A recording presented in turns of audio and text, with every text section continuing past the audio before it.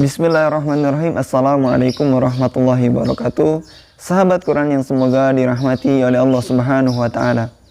Pada kesempatan hari ini masih dengan saya di channel Abu Hisan ID.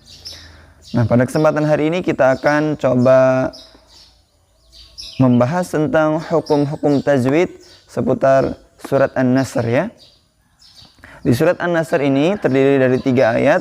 Tentunya di sini mudah-mudahan kita akan menjumpai hukum-hukum tajwid yang nanti akan menambah pengetahuan kita seputar ilmu tajwid dan akan menjadikan kita mudah untuk membaca Al-Quran sesuai dengan kaidah tajwid yang dibenarkan. Tentunya di sini kami juga mengingatkan bahwa sebelum kita membaca Al-Quran, tentunya kita menggunakan adab-adab sebelum kita membaca Al-Quran. Yang pertama, kita bersuci atau mengambil wudhu terlebih dahulu. Yang kedua, menggunakan baju yang rapih atau sopan. Yang ketiga, kita berdoa kepada Allah Subhanahu wa taala, mudah-mudahan Allah karuniakan kita agar kita memiliki lisan yang mudah untuk bisa membaca Al-Quran dengan baik dan benar. Untuk selanjutnya, kemarin telah kita bacakan ya ayat dari surah An-Nasr ini, tapi ada baiknya kita bacakan terlebih dahulu untuk hari ini dan teman-teman bisa mengikuti di rumah.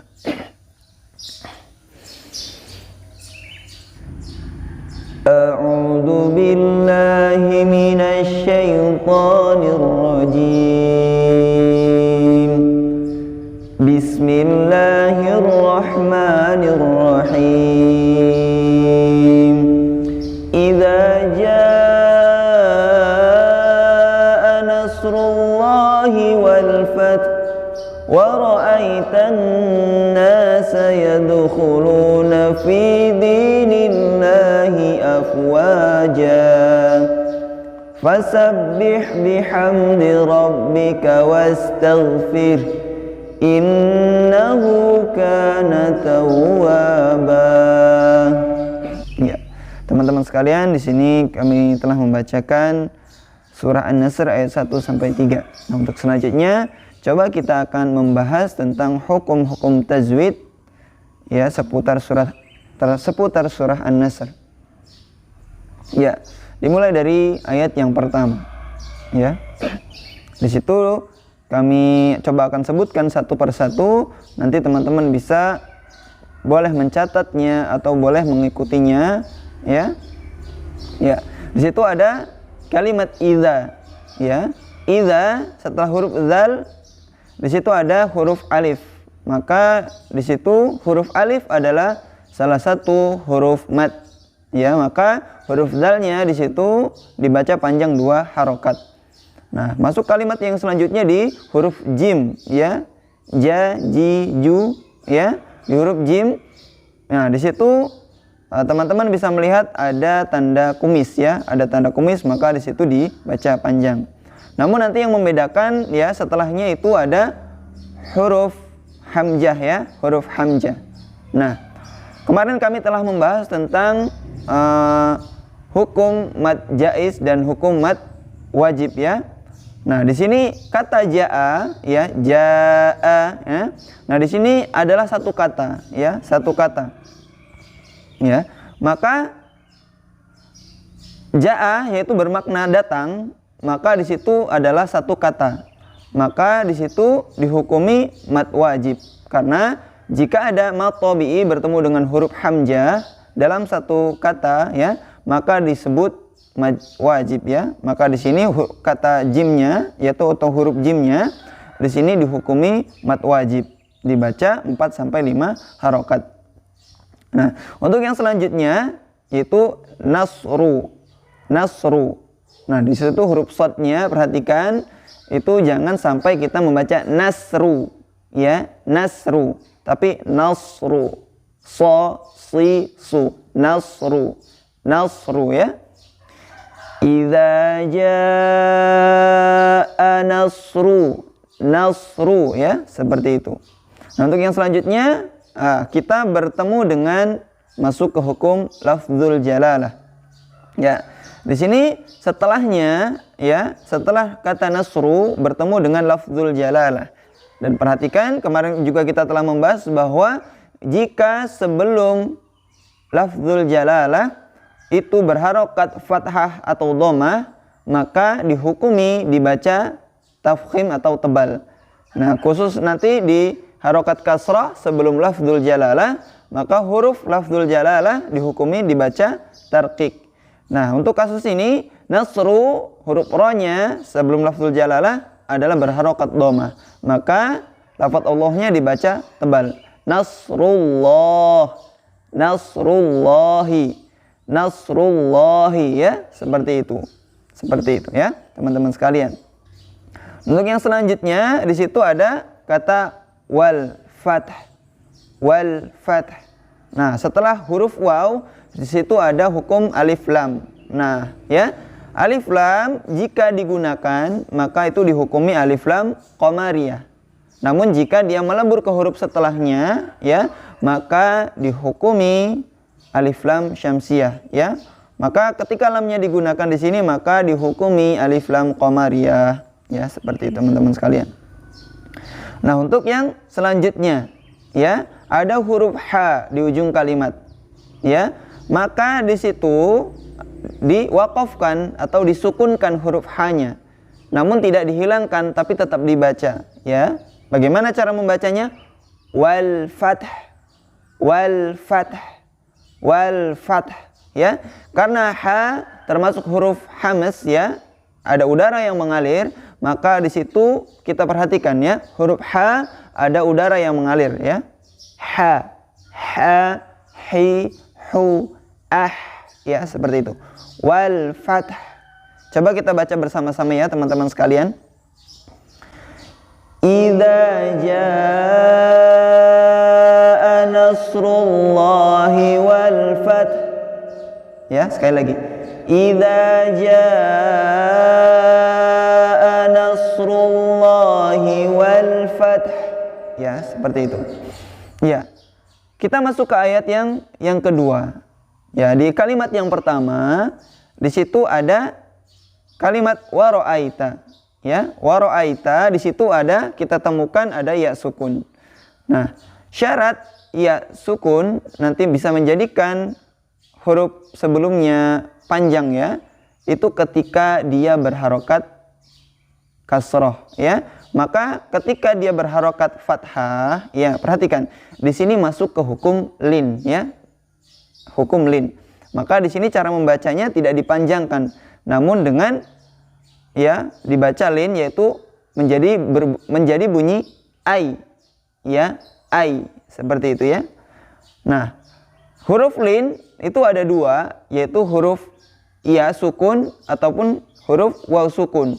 Nanti cara membacanya ai atau au, ya, dan dengan syarat bahwa huruf sebelumnya harus berharokat fathah, ya, tidak boleh berharokat kasroh atau dhammah, ya, seperti itu. Kami ulangi sekali lagi di sini, kalau ada iya sukun atau waw sukun, nah sebelumnya itu berharokat fathah, maka dihukumi lin, ya, masuk ke lin. Cara membacanya ai atau au, ya, seperti itu. Jadi cara membacanya di sini waro'aita, waro'aita, ya. Yang selanjutnya di situ waro'aita bertemu dengan alif lam. Nah, perhatikan di sini melebur ke huruf setelahnya, lamnya tidak dibaca, maka di sini disebut hukum alif lam syamsiyah, ya, dan dibacanya waro'aitanna, waro'aitanna. Dan kita perhatikan di situ ada tanda tasydid di huruf nun, dan huruf nun termasuk salah satu huruf gunnah, dan cara membacanya, ya, itu di double nih hukumnya, ya. Dia masuk ke alif lam syamsiyah dan juga dia ke gunnahnya, ya, gunnahnya, dan dibaca, ya, dan ditahan dua harokat seperti itu. Nah, yang selanjutnya di situ di huruf nun juga di situ ada huruf alif, ya. Maka di situ dihukumi mad tabi'i, dibaca panjang dua harokat.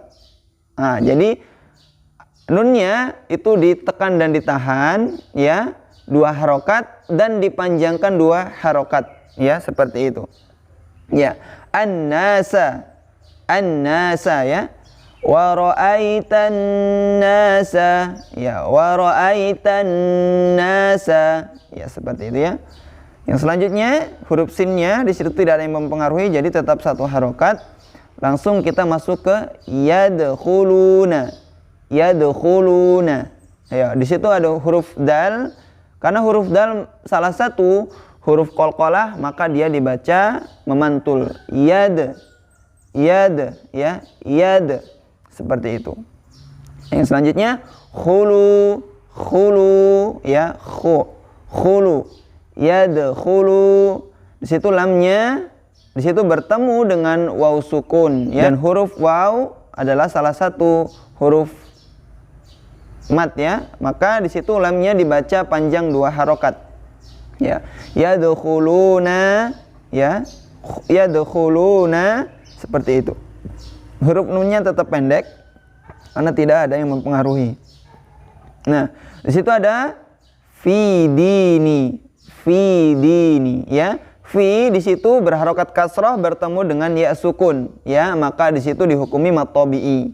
Dan dalnya di situ kasrah bertemu ya sukun, ya, maka dihukumi mat tabi'i, maka dibaca panjang 2 harokat, ya. Fi dini, fi dini, seperti itu. Nah, di situ ada, ya, setelah kalimat fi dini bertemu dengan lafzul jalalah dan huruf nunnya di situ berharokat kasrah, maka dihukumi lafzul jalalahnya, ya, atau lafaz Allahnya dibaca tarqiq atau tipis, ya. Fi dinillahi, fi dinillahi, ya, bukan fi dinillahi,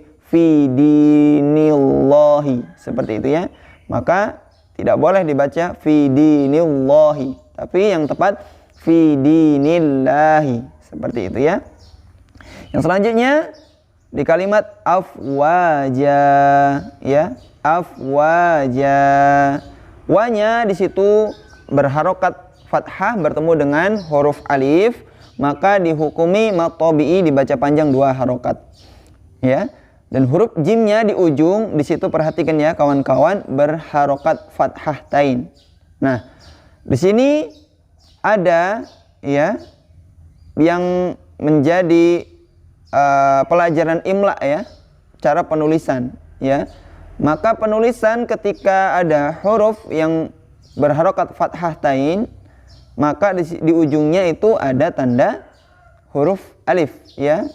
Ya, kami ulangi sekali lagi. Jika ada huruf yang berharokat fathah tain, maka setelahnya itu ada huruf alif, ya, seperti itu.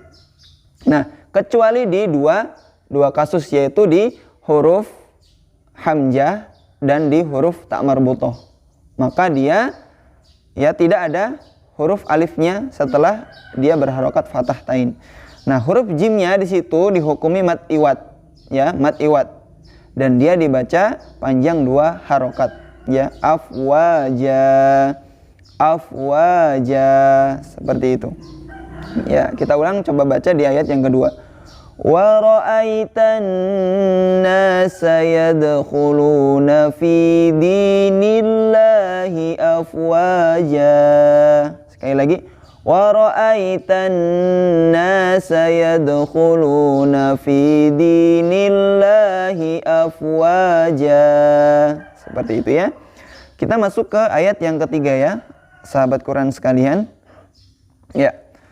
Fasabbih, ya, fasabbih, ya. Di kalimat fasabbih perhatikan di huruf ba. Huruf ba di situ ada tanda tasydid, maka dia dimasukkan fasabbih. Ya, sering terjadi kesalahan di sini, ya, bukan mentasydidkan, tapi ba-nya tidak ada tasydid, ya, fasabbih, seperti itu. Maka di sini berhati-hati, yang tepat adalah fasabbih, ya. Dan huruf ha di situ, ya, seperti ada udara yang mengalir. Maka fasabbih, fasabbih, ya, bukan fasabbih, fasabbih, bukan, ya, teman-teman sekalian, berhati-hati di sini. Nah, yang selanjutnya bihamdi, bihamdi, ya. Di situ ada mim bertanda sukun ya, dan dia bukan huruf qalqalah, maka tidak boleh bihamdi. Bihamdi ya. Maka yang tepat adalah mensukunkan dengan tidak memantulkan, bihamdi. Bihamdi. Nah, di situ huruf ha bertemu dengan huruf ha ya, di situ. Fasabbih bihamdi. Maka antara ha yang satu dengan ha yang kedua harus sama ya, harus sama. Karena nanti di ayat-ayat yang seperti ini kita bisa melatih antara huruf ha dengan huruf ha, antara huruf ha dengan huruf ha ya, seperti itu. Karena apa? Kadang ketika dia berdampingan seperti ini, maka itu terlihat jelas ya perbedaannya. Kalau memang dia tidak mampu membedakan, dia bisa menjadi huruf yang sama. Maka kita perlu berlatih di ayat-ayat yang seperti ini. Fasabbih bihamdi. Nanti ada juga di surat At-Tin ya. Biahkamil hakimin. Biahkamil hakimin. Seperti itu ya. Itu huruf ha, ada huruf ha. Maka nanti orang yang paham dengan ilmu tajwid akan mampu membedakan antara huruf ha dengan huruf ha. Seperti itu. Ya. Yang selanjutnya ya, fasabbih bihamdi rabbika. Rabbika ya. Di situ huruf ba berharokat tasjid, ada tanda tasjid, maka dihukumi, maka dimasukkan ya, rabbika. Rabbika. Ya, rabbika. Yang selanjutnya di kalimat wastaghfir, di situ ada huruf waw ya. Di situ ada hamzah wasal, maka diwasalkan ke huruf setelahnya, yaitu huruf sin. Huruf sin ya, dan huruf sin berharokat sukun, maka cara membacanya was, bukan was, tapi was ya. Wastaghfir. Di situ ada huruf gha, dan huruf gha bukan termasuk huruf qalqalah, maka tidak boleh diqalqalahkan atau dipantulkan. Wastaghfir. Wastaghfir ya. Dan di ujung di situ ada huruf ha. Huruf ha dia disukunkan. Wastaghfir. Wastaghfir. Seperti itu ya, tetap dibaca tapi dia disukunkan. Ya, kita ulang sekali lagi. Fasabbih bihamdi rabbika wastaghfir. Ya. Fasabbih bihamdi rabbika wastaghfir. Fasabbih bihamdi rabbika wastaghfir. Seperti itu. Yang untuk yang selanjutnya ya, di kalimat innahu. Di situ ada nun, ada huruf nun berharokat tasjid, maka huruf nunnya dihukumi gunnah ya, dibaca dan ditekan 2 harokat ya, innahu. Nah, huruf ha-nya di situ berharokat domah terbalik, maka di situ dihukumi dibaca panjang 2 harokat, innahu, innahu, innahu, innahu, innahu. Dan berhati-hati ya teman-teman sekalian, kadang nanya ikut terbaca panjang ya, tidak boleh nanti cara membacanya innahu, salah ya. Yang tepat adalah innahu, innahu, innahu ya, hunya panjang. Kalimat yang berikutnya yaitu di kalimat kana, maka huruf kafnya itu berharokat fathah bertemu dengan huruf alif, maka dibaca panjang 2 harokat ya, kana, kana, kana ya, seperti itu. Nah, di kalimat yang berikutnya tawwaba, tawwaba ya, seperti itu. Jadi huruf wawnya di situ ada tanda tasjid dan dia berharokat fathah bertemu dengan alif, maka huruf wawnya dihukumi mad tabi'i dibaca panjang 2 harokat.